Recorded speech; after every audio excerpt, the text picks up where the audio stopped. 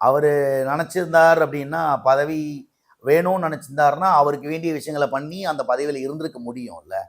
அந்த அப்படிலாம் பண்ணாமல் நேர்மையாக எனக்கும் என்னோட தொழிலுக்கும் சார்ந்த ஒரு விஷயத்த நான் ஒழுங்காக இருக்கேன், நான் ஒழுங்காக தான் இருப்பேன் அப்படிங்கிறதுக்காக தான் ஒதுங்கியிருக்காரு. அதனால் அது ஒன்றும் பெரிய விஷயம் இல்லை. நம்ம முன்னாடியே சொன்னது போல அந்த நித்திய கண்ட பூர்ண ஆயுசு இப்பவும் அது வந்து விஷ் அவர்களுடைய கட்டத்துல தொடர்ந்துட்டு இருக்கா? நம்ம 4 மாதம்னு சொல்லியிருக்கோம். 4 மாதம் வரலும் அவர் கொஞ்சம் பிரச்சனை இருக்கும்னு. இப்போ நீங்கள் ரீசெண்டாக பார்த்தீங்கன்னா அந்த கரண்ட் விஷயத்தில் அவர் கொஞ்சம் நிறைய பேர் வந்து எப்படி 200 யூனிட் அப்படி இப்படி நிறைய விஷயங்கள் போகிறதுனால இந்த 4 மாதம் தான் அவர் கண்டம்னு சொல்லக்கூடாது. 4 மாதம் கொஞ்சம் ஜாக்கிரதையாக இருக்கணும் அப்படிங்கிறத சொல்லியிருக்கோம்.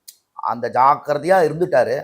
அவருக்கு வேண்டிய விஷயங்கள்லாம் சாதிச்சிட்டாரு. இப்போது இதுக்கப்புறம் அந்த 4 மாதம் அந்த 4 மாதம் கூட வேண்டாம். இப்போ இனிமேல்ட்டு பார்த்தீங்கன்னா அவருக்கு அடுத்த ஆட்சியும் அமைக்கிறதுக்குரிய வாய்ப்பை அவர் இப்போது அவரோட திறமையினாலும் அவரோட ஒரு விஷயத்தினாலையும் ஒரு நிலநட்டி காமிச்சிட்டாரு.